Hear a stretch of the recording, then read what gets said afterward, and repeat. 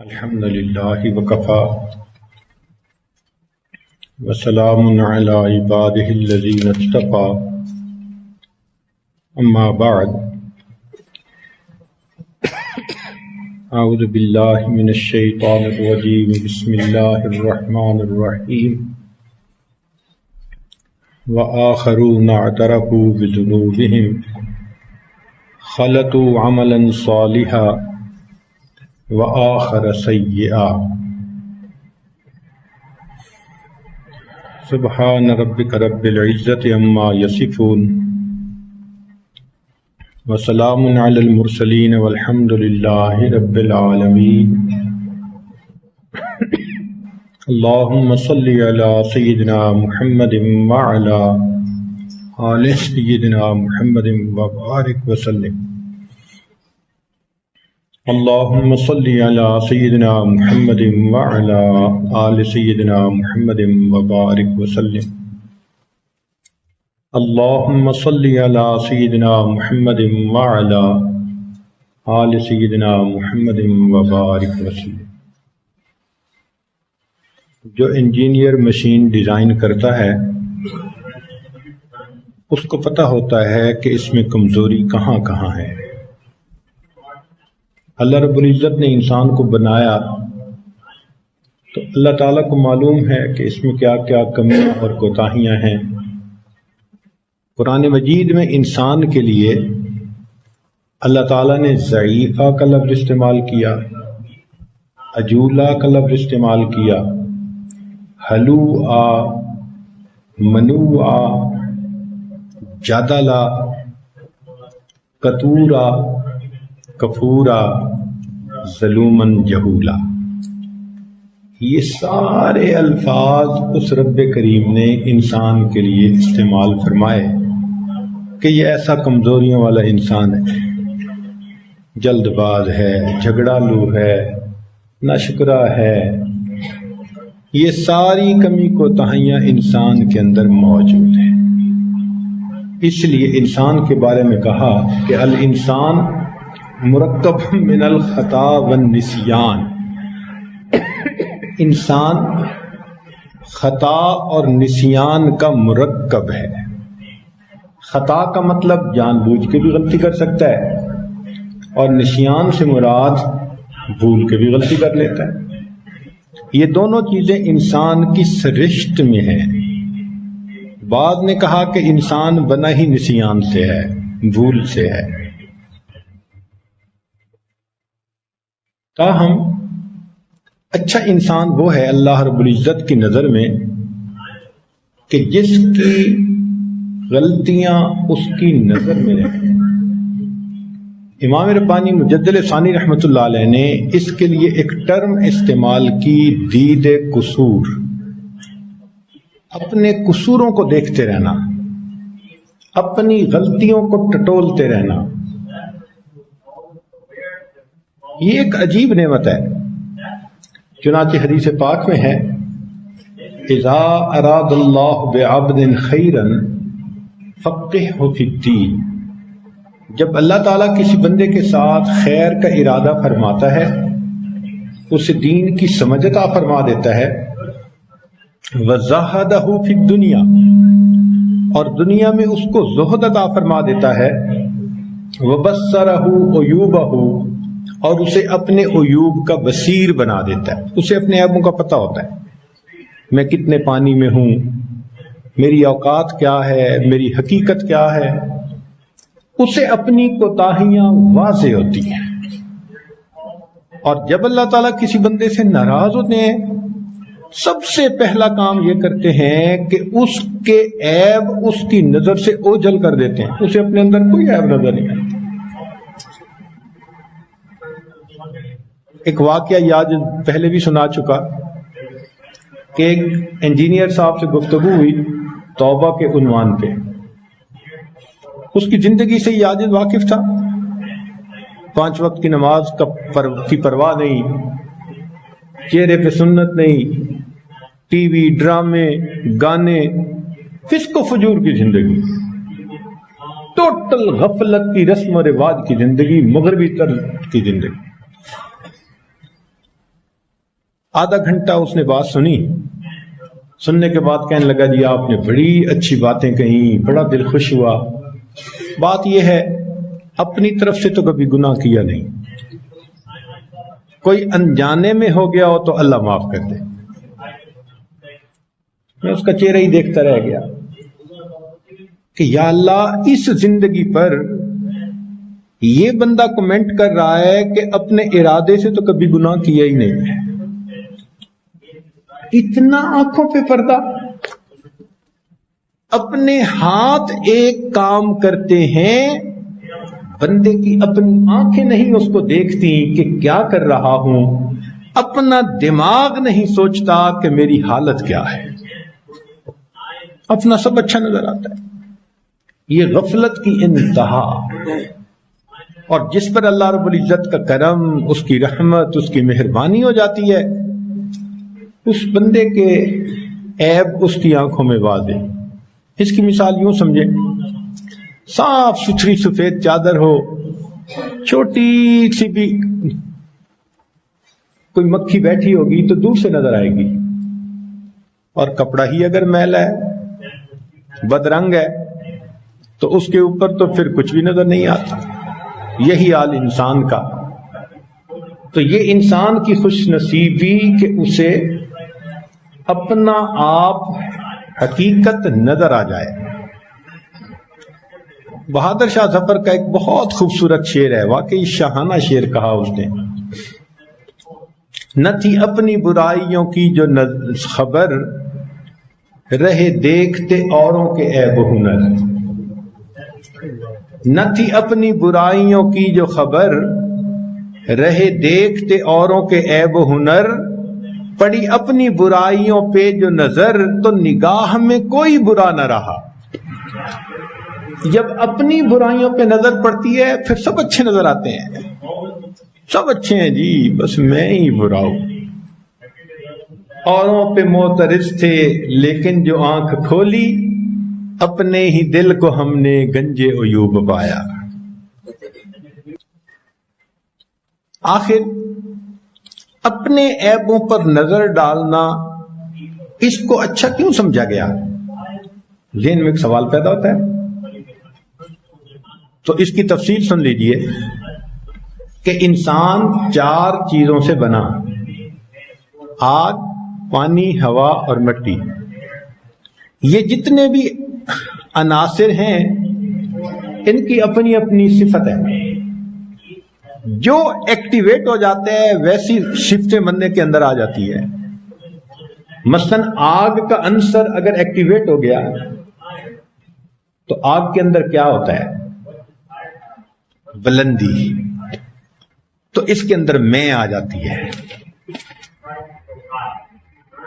آگ بھی جلا کے رکھ دیتی ہے ہر چیز کو، یہ بھی حسد کی آگ کے اندر بھنا رہتا ہے کہ کسی اور کو اللہ نے صفت کیوں دے دی، اچھائی کیوں دے دی۔ اس کی حالت ایسی ہوتی ہے، کیوں؟ آگ کا عنصر ایکٹیویٹ ہو چکا، اپنے سے کسی کو یہ بہتر نہیں سمجھے گا۔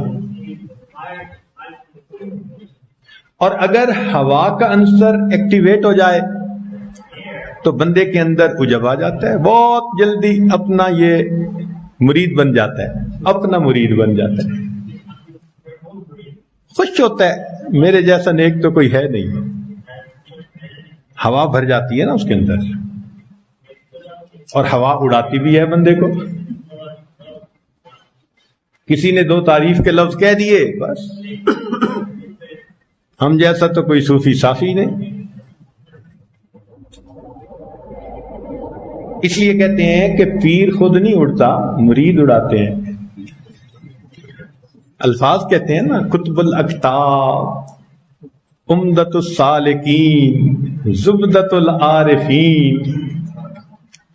زمین آسمان کے کلابے ملاتے ہیں، ہوا بھرتی ہے باقاعدہ، غبارہ پھولتا ہے نا جیسے، ایسے بندے کا نفس پھول کے کپا ہو جاتا ہے، پھر کوئی لفظ اپنی مرضی کے خلاف سن نہیں سکتا وہ۔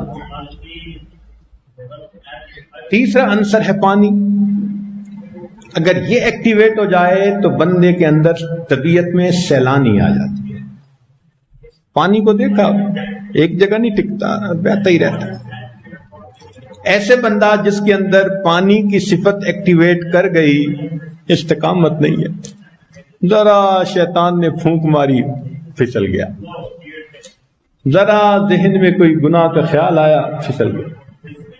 سیلانی طبیعت جو ہے، شیطان کے لیے اس کو بہکانا بائیں ہاتھ کی چھوٹی انگلی کی مانند ہوتا ہے، مسئلہ ہی کوئی نہیں، یہ بھی برا ہے۔ ایک عنصر ہے جس کو کہتے ہیں مٹی، اس کے اندر عاجزی ہے۔ تو شریعت نے کہا کہ جتنا اپنے عیبوں پر نظر رکھو گے، تمہیں اپنے اندر تواضع کے پیدا کرنے میں آسانی ہو جائے گی، اپنے آپ کو کم سمجھو گے، نہ تمہارے اندر کبر آئے گا، نہ عجب آئے گا، نہ فلاں آئے گا، تم ان تمام بیماریوں سے بچے رہو گے۔ ہمبلنیس آئے گی تمہارے اندر، اور یہ ہمبلنیس ہی اللہ کو پسند ہے۔ جیسا انسان کی زندگی ویسے اس کی کیفیت، اس لیے شریعت نے کہا کہ دین کے معاملے میں اپنے سے اوپر والوں کو دیکھو اور دنیا کے معاملے میں اپنے سے نیچے والوں کو دیکھو۔ راز کیا ہے کہ دین کے معاملے میں اپنے سے اوپر والوں کو دیکھیں گے، حسرت ہی رہے گی، کاش ہم بھی ایسے نیک بنتے، ہم بھی تہجد گزار ہوتے، ہم معمولات کی ایسی پابندی کرتے، ہم اتنا تقوی اختیار کرتے، اتنی اتباع سنت کرتے۔ تو انسان اوپر پڑھنے کی کوشش میں لگا رہتا ہے، دنیا والوں کو اپنے سے، دنیا داری میں اپنے سے نیچے والوں کو دیکھو تو طبیعت کے اندر قناعت آ جائے گی۔ مجھے اللہ نے روٹی دی، کتنے لوگ ہیں جن کے پاس کھانے کو روٹی ہی نہیں ہے؟ میرا گھر ایسا ہے، کتنے لوگ ہیں جن کے اوپر چھت ہی نہیں ہے، نیلی چھت کے سوا۔ تو نیچے والوں کو دیکھے گا تو دل میں شکر پیدا ہوگا۔ ہمارا حال کیا ہے؟ ہمارا حال یہ ہے کہ دنیا کے معاملے میں اوپر والے کو دیکھنا، دین کے معاملے میں نیچے والے کو دیکھنا۔ چنانچہ جس کے پاس سائیکل ہے وہ کہتا ہے جی فلاں کے پاس تو سائیکل موٹر ہے، جس کے پاس سائیکل موٹر وہ کہتا ہے جی فلاں کے پاس تو کار ہے، میں تو بالکل ہی بیکار ہوں۔ جس کے پاس کار ہوتی ہے وہ کہتے ہیں جی فلاں کے پاس تو مرسڈیز ہے۔ اوپر والوں کو دیکھتے ہیں، 0 میٹر ہے جی فلاں کے پاس۔ تو اس سے کیا ہوتا ہے کہ جس حال میں بھی ہو، اللہ کی نعمتوں کا شکر ادا کرنے کی بجائے طبیعت میں ناشکری ہوتی ہے، قناعت نہیں ہوتی، مطمئن نہیں ہوتا بندہ۔ اچھا دین کے معاملے میں ہم نیچے والوں کو دیکھتے ہیں، بیوی کو کہو نا نماز پڑھو، کہے گا تمہاری بہن بڑی پڑھتی ہے۔ بھئی سمپل سی بات ہے کہ کہو اچھا پڑھوں گی، نہیں، بہن کو کیوں نہیں کہتے؟ میرے اوپر ہی روب چلتا رہتا ہے، اپنے سے نیچے والے۔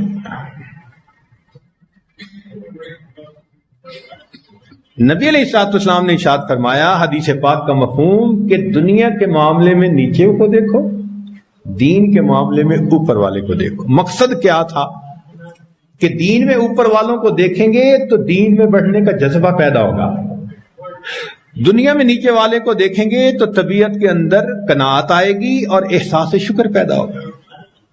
چنانچہ ایک صاحب تھے جو جوتی نہیں تھی، نماز پڑھنے کے لیے مسجد آ رہے تھے، دل میں خیال آیا کہ اللہ میں تو نماز پڑھنے کے لیے مسجد آ رہا ہوں گرمی کے وقت میں، اب میرے پاؤں جل رہے ہیں، تو نے مجھے جوتا ہی نہ دیا۔ سوچتے سوچتے مسجد آ گئے، نماز پڑھی، جیسے ہی باہر نکلے تو دیکھا کہ ایک لنگڑا معذور آ رہا تھا جو بیساکھیوں کے بل چل رہا تھا۔ فوراً دل میں خیال آیا کہ میں تو جوتے کے نہ ہونے پہ شکوے کر رہا تھا، یہ بھی تو ہے جس کے پاس ٹانگیں ہی نہیں ہے لاٹھی کے سہارے۔ پھر توبہ کی، استغفار کیا، اللہ تو نے مجھے ٹانگوں والی نعمت تو عطا فرما دی نا۔ تو اپنے سے نیچے والوں کو دیکھیں تو شکر کا احساس ہوگا۔ اس لیے شریعت نے ایک قانون بنا دیا کہ ہر بندہ اپنے عیبوں پر نظر رکھے۔ اس کے دو فائدے ہوں گے، ایک تو توبہ کی توفیق ملتی رہے گی، اور دوسرا فائدہ یہ ہوگا کہ انسان کے اندر عجب اور تکبر نہیں آئے گا۔ یہ عجب اور تکبر انسان کو برباد کر دیتے ہیں۔ شریعت نے تو یہاں تک کہہ دیا کہ خطا کار، ندامت والا اللہ کو زیادہ پسند ہے بنسبت عبادت گزار متکبر بندے کے۔ تم عبادت کرو اور تمہارے اندر میں آئے تو ہمیں تمہاری میں پسند نہیں ہے۔ پسند تو ہمیں بندگی ہے نا، بھلے اس نے خطائیں کی لیکن اس کی طبیعت میں جھکاؤ تو ہے نا، ہمبلنیس تو ہے نا۔ ہمیں تو ہمبلنیس پسند ہے، تم بندے ہو، بندگی پسند ہے ہمیں۔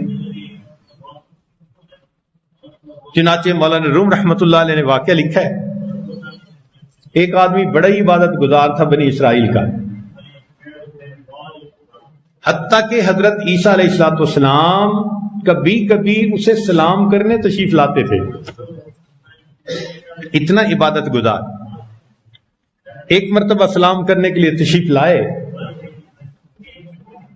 تو ایک گناہگار بندہ قریب سے گزرا، تو اس نیکوکار نے اس کو دیکھ کر کہا، بمحشر کے حاضر شود انجمن، خدایا تو باؤ مکن حشر من۔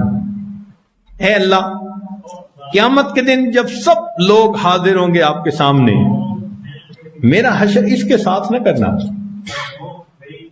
اب اس الفاظ کو کہنے سے اس کے اپنے اندر اصل میں تھی، اور وہ گناہگار کو حقارت کی نظر سے دیکھ رہا تھا۔ جیسے اس نے یہ کہا نا، اللہ قیامت کے دن میرا حشر اس بندے کے ساتھ نہ کرنا، اللہ تعالیٰ نے عیسیٰ علیہ السلام کو وحی نازل فرمائی کہ میں نے اس بندے کی اس دعا کو قبول کر لیا، اور اس گناہگار کے گناہوں کو میں نے معاف کر دیا کہ وہ گناہوں پر نادم ہے، اور اس کے لیے میں نے جنت کا فیصلہ کر دیا۔ اس نے چونکہ دعا مانگی، میں اس کے ساتھ حشر نہ ہو، اب اس کو میں جنت کی بجائے جہنم میں بھیجوں گا۔ اس حدیث پاک نے فرمایا، خیارکم کل مفتن تواب، تم میں سے ہر وہ بندہ جو گناہگار ہے مگر توبہ کرنے والا ہے، وہ زیادہ بہتر ہے، وہ زیادہ اچھا ہے، روتا ہے، گڑ گڑاتا ہے، اللہ سے معافیاں مانگتا ہے۔ ایسا بندہ جس کا دل ٹوٹا رہتا ہے، یہ اللہ کو پسندیدہ۔ حدیث پاک میں ہے کہ موسیٰ علیہ السلام نے پوچھا، قال موسیٰ علیہ السلام یا رب این ابغیک، اے اللہ میں آپ کو کہاں تلاش کروں؟ قال ابغنی عند المنکسرۃ قلوبہم، اے میرے پیارے موسیٰ علیہ السلام، مجھے ٹوٹے دلوں کے اندر تلاش کرو۔ جو ٹوٹے دل ہوتے ہیں، میں ان ٹوٹے دلوں کے اندر رہتا ہوں۔ تو فرمایا کہ تم میں کبھی بھی اختیار نہ کرنا۔ اس لیے ہمارے بزرگ تربیت کے دوران میں کا لفظ استعمال کرنے سے ہی منع کرتے تھے کہ اس کی بجائے کوئی اور لفظ استعمال کرو۔ بعض بزرگ بندہ عرض کرتا ہے، بعض کہتے تھے فقیر عرض کرتا ہے، بعض کہتے تھے مسکین عرض کرتا ہے۔ مختلف الفاظ تھے جو ہمارے بزرگوں نے استعمال کیے۔ فقیر کا لفظ اس لیے زیادہ موضوع نظر آیا کہ یہ خطاب اللہ نے بندوں کو خود عطا فرمایا، یا ایھا الناس انتم تو اس لفظ کے کہنے میں بندگی ہے۔ مالک آپ نے ہمیں اپنا فقیر کہا تو ہم آپ کے در کے فقیر ہیں۔ بعض لوگ آسی اپنے لفظ کے ساتھ لکھتے ہیں، عاجز کا لفظ بھی بہت اچھا، اس لیے کہ حدیث پاک کے اندر عاجز کہا گیا، الکیس من دان نفسہ والعاجز، تو دانا تو وہ جو نفس کو قابو کر لے، اور جس کو نفس تنگ کرے وہ عاجز ہے بیچارہ۔ تو عاجز کا لفظ بھی حقیقت پر مبنی اور حدیث پاک سے مضمون نکلتا ہے۔ بہرحال یہ الفاظ استعمال کرنے چاہیے۔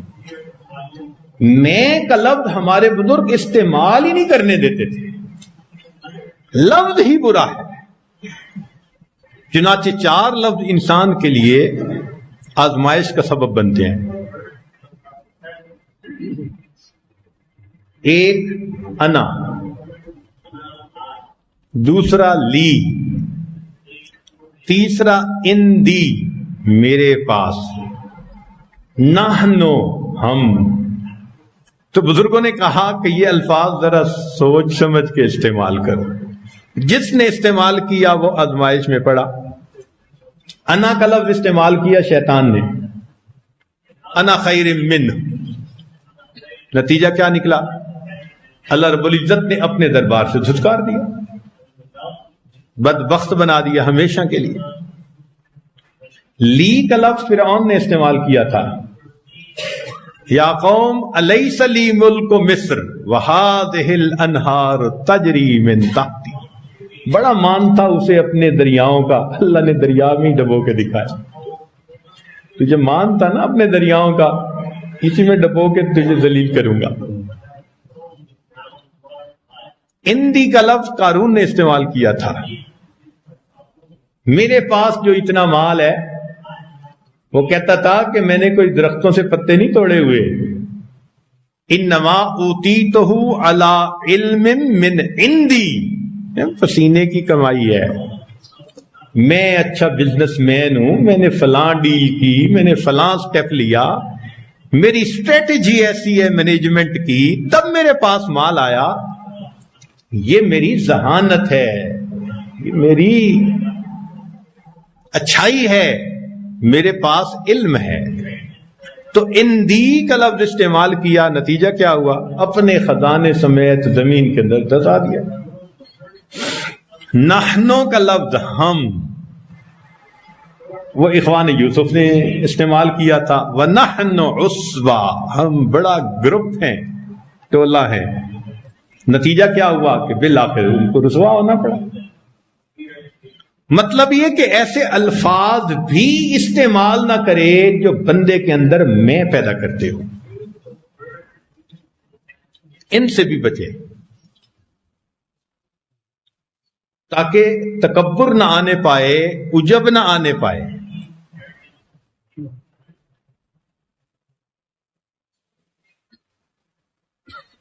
اس لیے فرمایا العاصی خیر من المدعی، کہ جو دعوے کرتا ہے نا اس سے تو گناہگار زیادہ بہتر ہوتا ہے۔ تو کبھی بھی دعویٰ نہیں کرنا چاہیے کسی بات کا، میں اتنا نیک ہوں، میں فلاں ہوں، میں اچھائیوں پہ اگر نظر رکھی تو شیطان کے لیے بہکانا آسان ہو جائے گا۔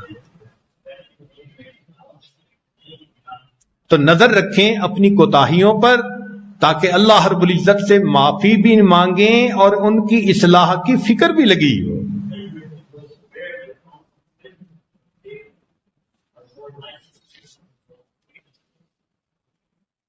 ملا علی قاری رحمت اللہ علیہ نے مرقات میں انا کے لفظ کے استعمال پر بڑی خوبصورت تحقیق لکھی ہے۔ فرماتے ہیں اگر تو یہ لفظ استعمال کرے انفارم کرنے کے لیے تو پھر جائز۔ نبی علیہ السلام نے فرمایا انما انا بشر، فرمایا وما انا من المتکلفین۔ تو انا کا لفظ اگر انفارم کرنے کے لیے ہو پھر تو ٹھیک ہے۔ حدیث پاک سے اس کا ثبوت ملتا ہے، نبی علیہ السلام نے فرمایا آج روزے دار کون؟ صدیق اکبر نے کہا انا۔ فرمایا جنازہ کس نے پڑھا؟ جی میں نے۔ بیمار کی عیادت کس نے کی؟ جی میں نے۔ فرمایا جس نے 3 کام کیے جنت کی بشارت ہے۔ تو یہاں بتلانا مقصود تھا، اور اگر جتانا مقصود ہو پھر منع۔ چنانچہ نبی علیہ السلام کا دروازہ کسی نے کھٹکھٹایا تو پوچھا کون؟ آگے سے بلال نے کہا انا۔ تو منع فرمایا کہ انا کیوں کہتے ہو، نام لو اپنا۔ انا کا لفظ بنتا امتحان ہی کا سبب ہے. ایک دفعہ لشکر سے واپس تشریف لا رہے تھے، نبی علیہ السلام نے فرمایا کہ سب تھکے ہوئے ہیں، کون ہے جو پہرا دے گا؟ بلال نہ کھڑے ہوئے کہنے لگے نا. چلو سارا لشکر سو گیا اور بلال رضی اللہ تعالیٰ عنہ چلتے رہے تھک گئے. ایک چٹان کے ساتھ ٹیک لگا کر ذرا کھڑے ہو گئے کہ میں تھوڑی دیر کے لیے ذرا کھڑا بھی ہوں، واچ بھی کر رہا ہوں اور آرام بھی لے لوں. اللہ کی شان، کھڑے کھڑے سو گئے. اور کیا ہوا یہ کہ جب سورج طلوع ہوا اور سورج کی کرنوں نے نبی علیہ الصلوۃ والسلام کے رخسار کے بوسے لیے تو نبی علیہ السلام کی آنکھ کھلی. پورے لشکر کی نماز قضا. بلال تم نے جگایا نہیں؟ اللہ کے نبی صلی اللہ علیہ وسلم، جس ذات نے آپ کو سلایا اسی نے مجھے سلا دیا. لیٹ کے تو نہیں سویا، کھڑا کھڑا تو گیا. تو شارحین حدیث نے فرمایا کہ انا کا لفظ کہا تھا نا میں، تو اللہ نے بلال کو دکھا دیا کہ تم نہیں جگا سکتے جب تک میری مدد شامل حال نہیں ہوگی. پھر نبی علیہ السلام نے امت کو قضا نماز پڑھنے کا مسئلہ سمجھایا. اس سے پہلے قضا نماز کا مسئلہ سمجھانے کا کبھی موقع ہی نہیں آیا تھا. سبحان اللہ، قربان جائیں اس آقا صلی اللہ علیہ وسلم پر جن کا جاگنا بھی امت کے لیے رحمت بنا، جن کا سو جانا بھی امت کے لیے رحمت بن گیا. ورنہ تو امت کو قضا نماز کا پتہ ہی نہیں چلتا کیسے پڑھی جاتی ہے. تو نبی علیہ السلام نے فرمایا میں سویا نہیں، میں سلا دیا گیا. اور اگر انا تکبر سے ہو تو پھر حرام اس کا استعمال کرنا. جیسے ابلیس نے کہا تھا، اس لیے کوئی کہے انا العابد انا الزاہد تو ایسا دعویٰ حرام ہے، منع کر دیا گیا. ابلیس اور فرعون کا طریقہ ہے. اور پھر یاد رکھو کہ اس پر اللہ رب العزت کی طرف سے کیا عتاب ہے. ابلیس کا واقعہ پڑھتے ہیں، اس واقعے نے اہل حق کی نیندوں کو اڑا دیا. ڈرتے رہتے ہیں، اللہ مہربانی کا پھل. چنانچہ نبی علیہ السلام نے فرمایا کہ انسان اپنے گناہوں پر نظر رکھے. حدیث پاک میں یہ الفاظ استعمال کیے، انا المذنب، انا الفقیر، انا عبدک. یہ انا اصل میں فنا کی دلیل ہے. اسی لیے کسی نے سوال پوچھا کہ جی فرعون نے بھی انا کا لفظ استعمال کیا اور منصور حلاج نے بھی انا الحق کہا تھا، انا کا لفظ استعمال کیا. وہ برباد ہو گیا، یہ کامیاب ہو گیا. تو لفظ تو ایک ہی تھا.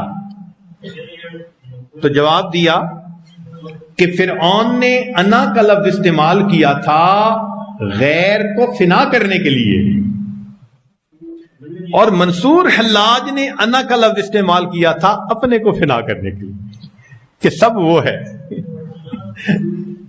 اپنے آپ کو فنا کر. چونکہ اپنے آپ کو فنا کرنے کے لیے انا استعمال کیا تھا، اس کا انا قبول ہو گیا.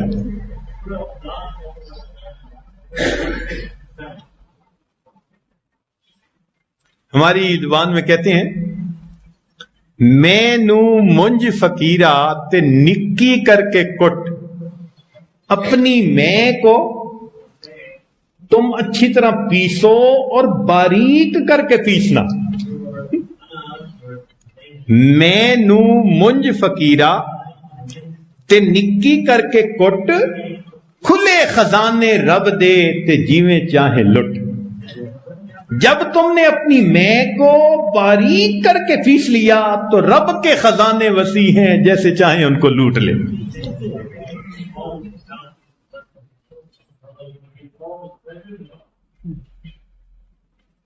حدیث پاک میں ہے، اگر تمام لوگ نیک ہو جائیں تو اللہ ان کو ختم کر کے ایسے لوگ پیدا کرے جو گناہ کر کے نادم ہوں، پھر اللہ ان کے گناہوں کو معاف کر دے۔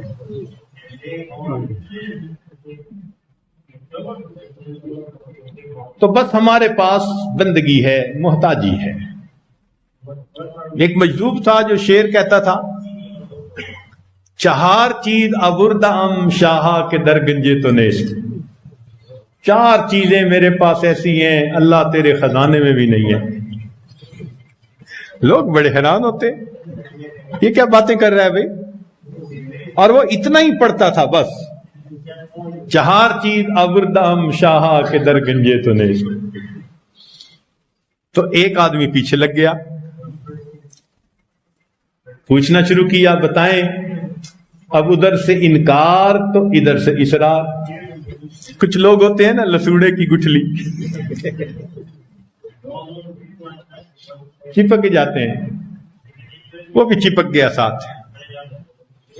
بالآخر شعر مکمل کیا، چہار چیز ابردم شاہا کے در گنجے تو نیست، نیستی حاجتو عذر و گناہ ابردا۔ اللہ میرے پاس نیستی ہے، تیرے خزانے میں نیستی نہیں ہے۔ میں محتاج ہوں، تیرے پاس محتاجی نہیں ہے۔ میں گناہ کر کے عذر کرتا ہوں، تیرے پاس عذر نہیں ہے۔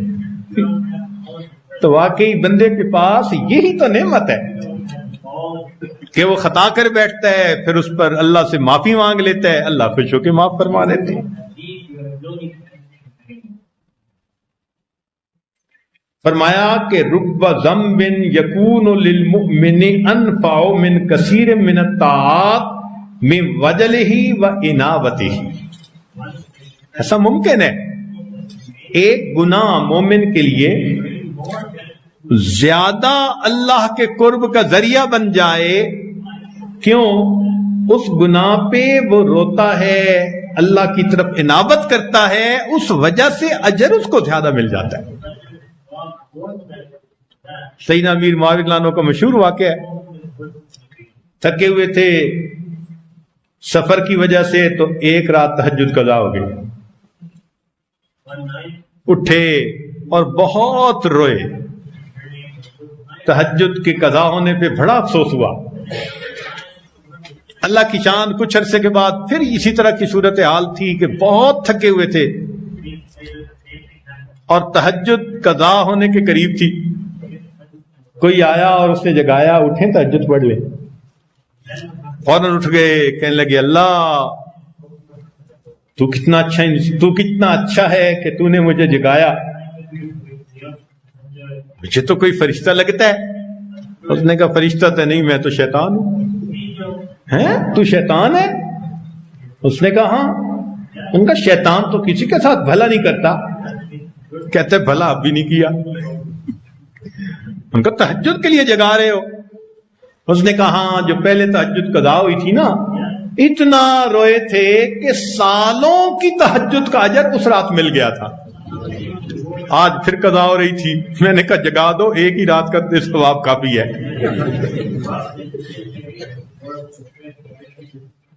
تو اس سے معلوم ہوا کہ انسان کا اللہ رب العزت کے سامنے اپنے گناہوں سے معافی مانگنا، نادم ہونا، اللہ رب العزت کے ہاں بہت پسندیدہ۔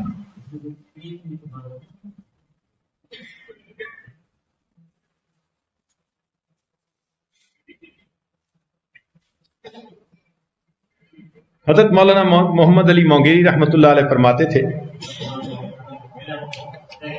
کہ مومن کا خوف اور رجا میں حال کیا پوچھنا، کبھی خوف طاری ہوتا ہے، کبھی امید لگ جاتی ہے۔ کیسے؟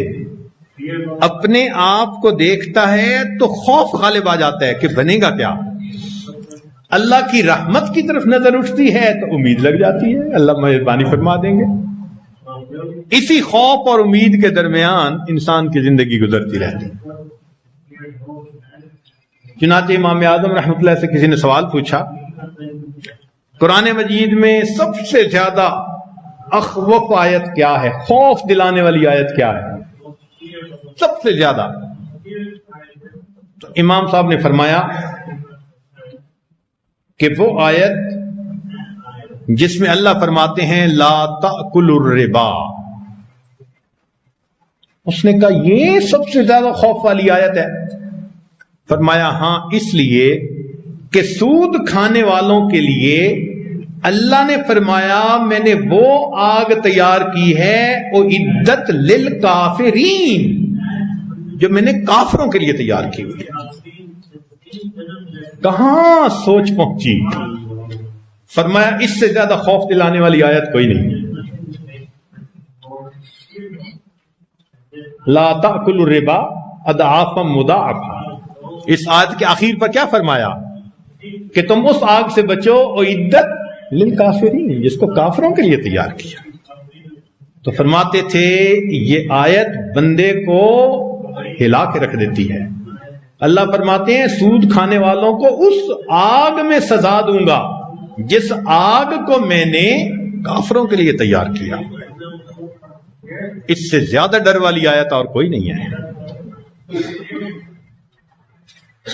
چنانچہ علماء نے اس پر بھی بہت لمبی بات کہی کہ آیت رجا کون سی ہے، امید والی آیت. کسی نے کہا والذین اذا فعلوا فاحشۃ، اس آیت کے اندر بڑی امید ہے کہ اللہ گناہگاروں کو معاف کر دیں گے. کسی نے کہا لا تقنطوا من رحمت اللہ. کسی نے کہا نبئ عبادی انی انا الغفور الرحیم. یہ بڑی امید والی آیت ہے. ان رحمتی وسعت کل شیء، یہ بڑی امید والی ہے. امام باقر رحمۃ اللہ سے کسی نے پوچھا کہ سب سے زیادہ امید والی آیت قرآن مجید میں کون سی ہے؟ تو فرمانے لگے کہ اللہ تعالیٰ نے اپنے حبیب صلی اللہ علیہ وسلم سے وعدہ فرمایا وَلَسَوْفَ يُعْطِيكَ رَبُّكَ فَتَرْضَىٰ. یہ آیت سب سے زیادہ امید دلاتی ہے. اس نے کہا یہ کیسے؟ وہ تو نبی علیہ السلام سے وعدہ ہے کہ آپ کو ہم خوش کر دیں گے. تو انہوں نے شعر پڑھا الم یرتک الرحمن فی سورۃ الضحیٰ. کیا اللہ نے سورۃ ضحیٰ میں یہ نہیں فرما دیا کہ آقا ہم آپ کو خوش کریں گے فحاشا کا انتردا وفینا معذب. یہ کیسے ممکن ہے کہ میرے آقا خوش ہو جائیں اور ہم میں سے کسی کو عذاب ہو رہا ہو؟ یہ کیسے ہو سکتا ہے؟ اس لیے یہ آیت قرآن پاک کی سب سے زیادہ امید دلانے والی آیت ہے. اللہ اکبر کبیرہ. سنا ہے کہ وہ سنتا ہے دعا سے پہلے، مانگنے والوں کو دیتا ہے دعا سے پہلے. کیوں نہ ہو ناز گناہگاروں کو مولا تجھ پر، تو نے بخشش کو اتارا ہے خطا سے پہلے. اللہ رب العزت نے بخشش کو خطا سے پہلے اتار دیا.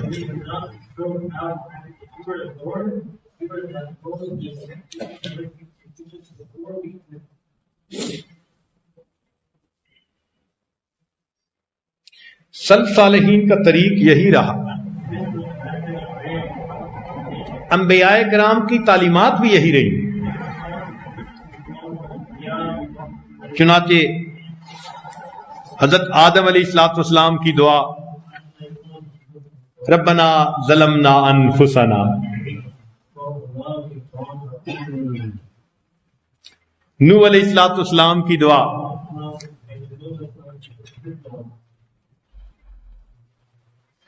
انی اعوذ بک ان اقول ما لیس لی بحق.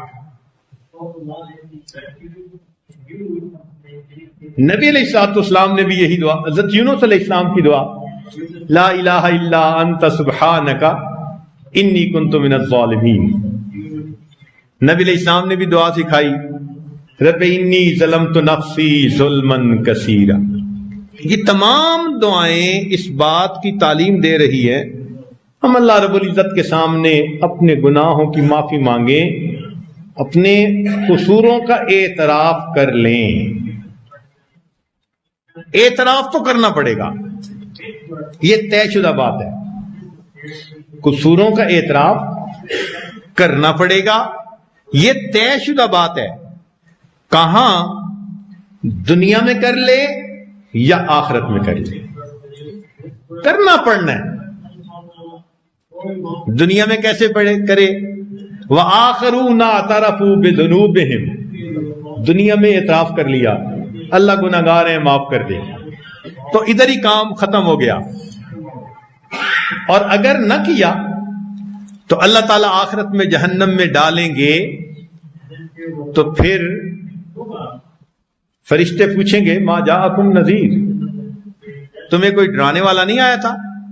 قالوا بلا قد جاءنا نذیر فکذبنا وقلنا ما نزل اللہ من شیء ان انتم الا فی ضلال کبیر قالوا لو كنا نسمع او نعقل ما كنا فی اصحاب السعیر فاعترفوا بذنبهم۔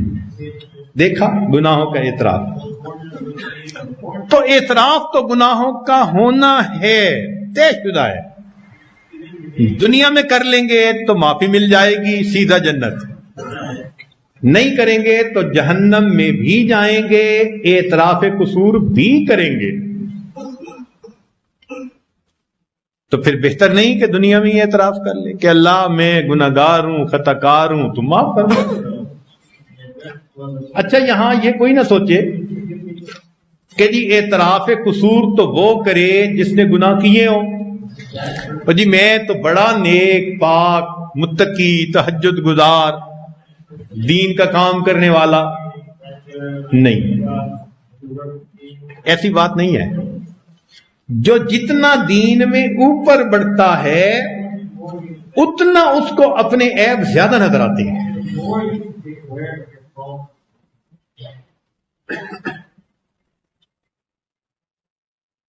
چنانچہ حضرت مولانا محمد علی مانگیری رحمۃ اللہ نے اپنے شیخ سے کہا کہ حضرت جتنے میں اپنے عیبوں کی اصلاح کرتا ہوں اتنے عیب اور زیادہ نظر آتے ہیں،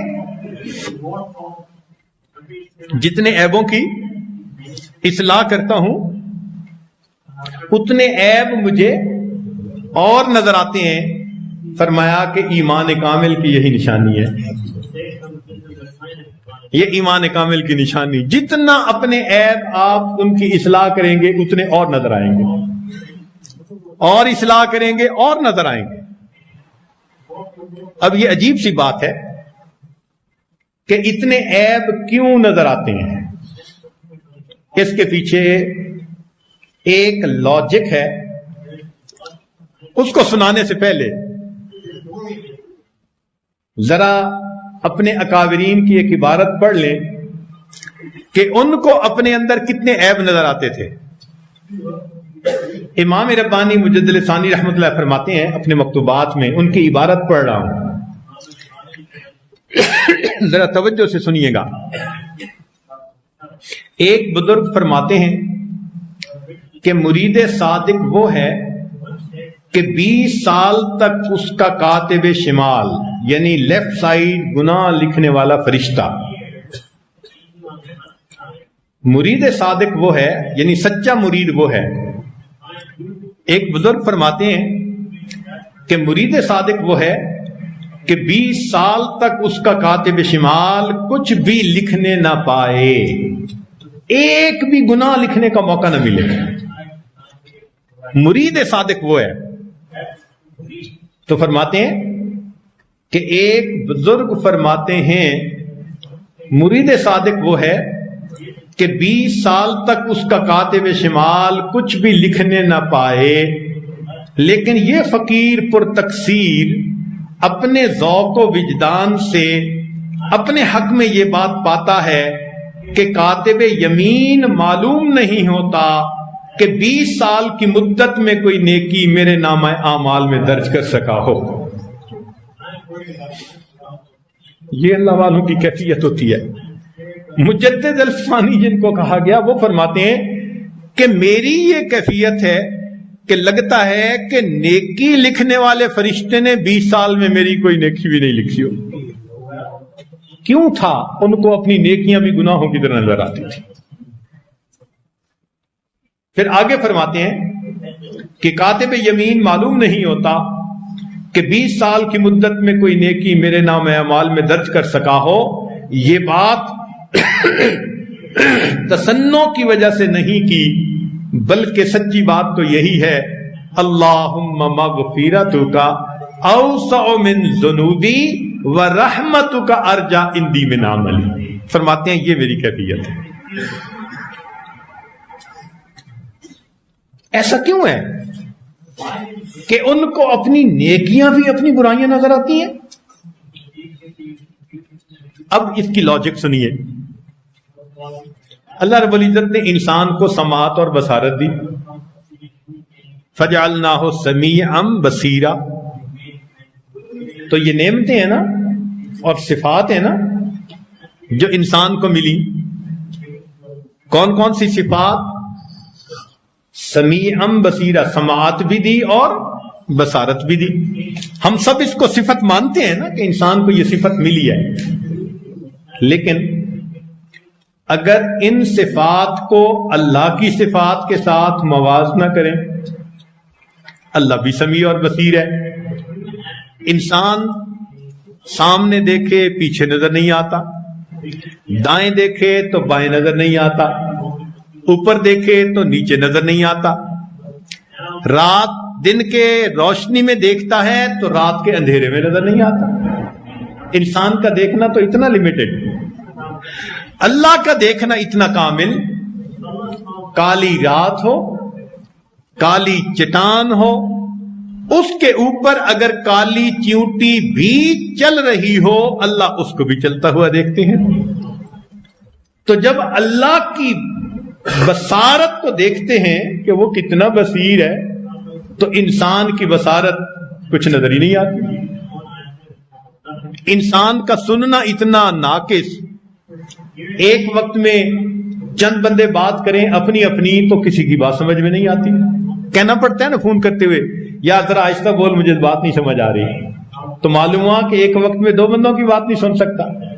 और अल्लाह का सुनना इतना कामिल, आदम अलैहिस्सलाम से लेकर क़यामत तक आने वाला आखिरी इंसान, मर्द औरत, बच्चे बूढ़े, एक मैदान में जमा होकर एक वक्त में अलग अलग दुआ अल्लाह से मांगे, वो इस पर कादिर है सबकी उन दुआओं को सुन ले। अल्लाह का सुनना इतना कामिल। अब जब ये बात खुली कि अल्लाह का सुनना कितना कामिल है, तो अपनी समात उसके सामने नक्श नजर आती है। इस मिसाल को सामने रख लीजिए कि अल्लाह वालों के सामने जितने अल्लाह रब्बुल इज्जत के कमालात खुलते चले जाते हैं, तो उनको अपने कमाल बिल्कुल जीरो नजर आने लग जाते हैं। चुनांचे ख्वाजा मुहम्मद मासूम रहमतुल्लाह ने फरमाया, जिस कदर कमालात इलाही का कश्फ कामिल होगा, उसी कदर अपने गुनाहों की दीद ज्यादा होगी। कितनी खूबसूरत बात की है, बात समझा दी है, पूरे सलूक को एक फिक्रे के अंदर बंद कर दिया है कि जिस कदर कमालात इलाही का कश्फ होगा, कामिल होगा, उसी कदर अपने गुनाहों की दीद ज्यादा होगी। इसीलिए जितने बड़े बुजुर्ग होते हैं वो अपने आप को उतना ही सबसे कमतर समझते हैं।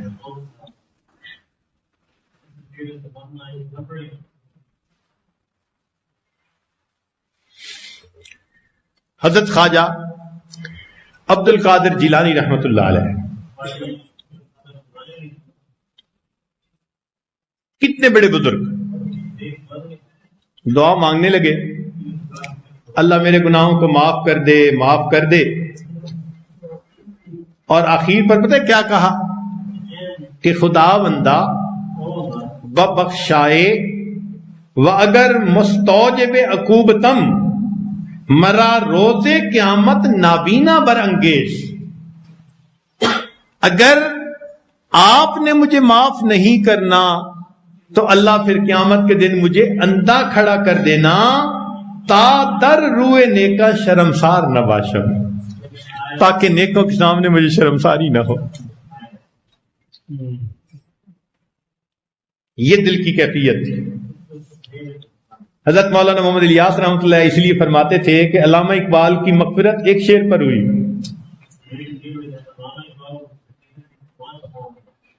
अजीब शेर कहा है अल्लाह के उस बंदे ने, तू गनी अजहर दो आलम मन फकीर। अल्लाह तो दो आलम से गनी है, میں فقیر ہوں۔ روز محشر عذرہائے من پذیر، اللہ قیامت کے دن میرے عذروں کو قبول کر لینا۔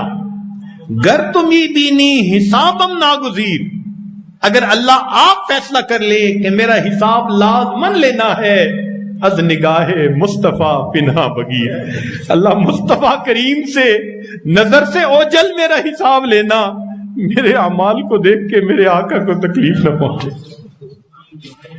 اللہ اکبر، فرماتے تھے اس شعر پر اللہ نے اس کی مغفرت کر دی۔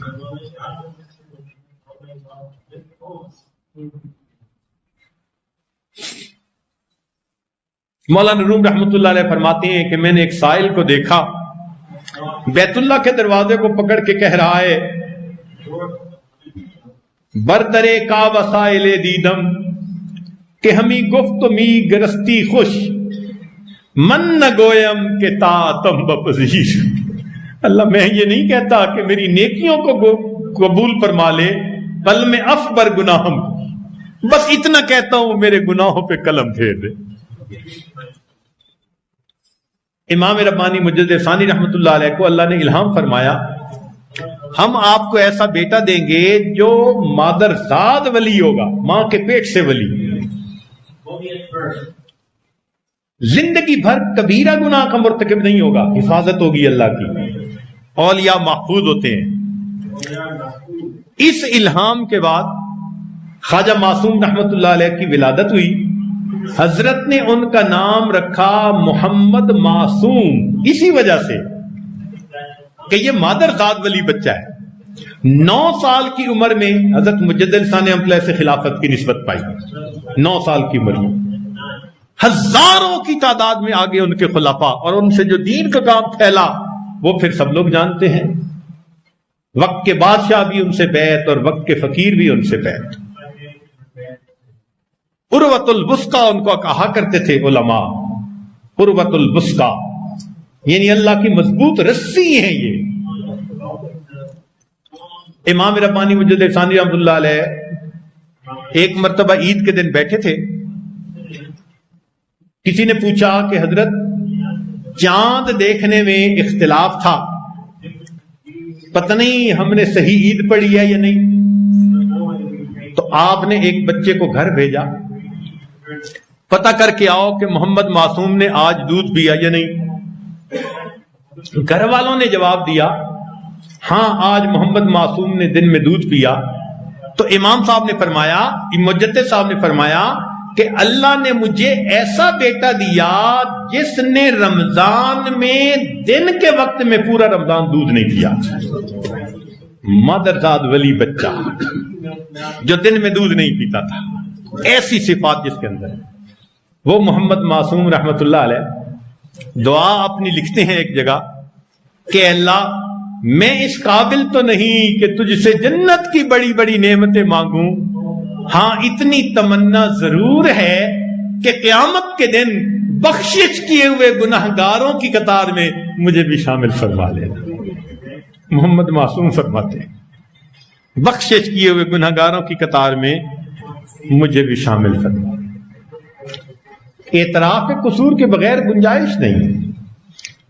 نبی علیہ الصلوۃ والسلام نے اسی لیے دعا سکھائی، اللہم انک ترا مکانی وتسمع کلامی وتعلم سری وعلانیتی ولا یخفی علیک شیء فی امری وانا الرجل المشفق ومقر المعترف بذنبی۔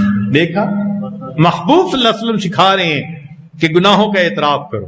وَأَنَا الْمُسْتَغِيثُ الْمُسْتَجِيرُ أَسْأَلُكَ مَسْأَلَةَ الْمِسْكِينِ وَابْتَهِلُ إِلَيْكَ ابْتِهَالَ الْمُذْنِبِ الذَّلِيلِ وَأَدْعُوكَ دُعَاءَ الْخَائِفِ الضَّرِيرِ وَدُعَاءَ مَنْ خَضَعَتْ لَكَ رَقَبَتَهُ وَفَاضَتْ لَكَ إِبْرَتُهُ وَذَلَّ لَكَ جِسْمُهُ وَرَغِمَ لَكَ أَنفُهُ اللہ تجعلنی بدعائک شقیّا وکن بی رؤوفا رحیما یا خیر المسئولین یا خیر المعطین۔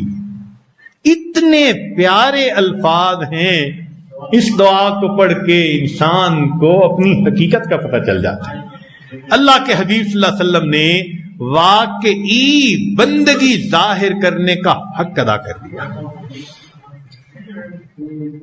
اس دعا کو پڑھ کے آپ صلی اللہ علیہ وسلم کی نبوت کے سچا ہونے کی بندے کو دلیل ملتی ہے۔ اتنا اپنے آپ کو جھکایا، اتنا جھکانے کی انتہا کر دی، اللہ اکبر کبیرہ۔ تو یہ تو جھکانا ہی پڑے گا بھائی۔